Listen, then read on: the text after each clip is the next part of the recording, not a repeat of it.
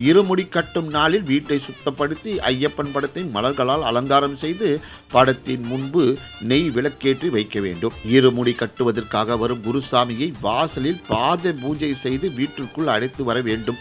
குருசாமி வந்ததும் பூஜைகளை தொடங்குவார்கள். அப்போது ஐயப்ப பக்தர்கள் பஜனை பாடல்களை பாடுவார்கள்.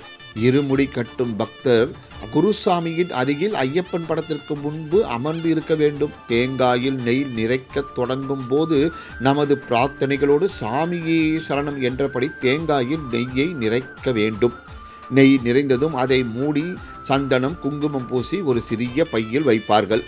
அதற்குள் காணிக்கை பணமும் அன்னதானத்திற்கு சிறிதளவு அரிசியும் வைக்கப்பட்டிருக்கும். வீட்டில் யாராவது நெய் நிறைக்க விரும்பினால் அவர்களும் நெய் நிறைந்து கொள்ளலாம். மற்றொரு சிறு பையில் பூஜை பொருட்கள் வைக்கப்பட்டிருக்கும். அதில் மஞ்சள் பொடி, பன்னீர், தேன், சந்தன வில்லைகள், குங்குமம், விபூதி, ஊதபத்தி, சாம்பிராணி, கற்பூரம்,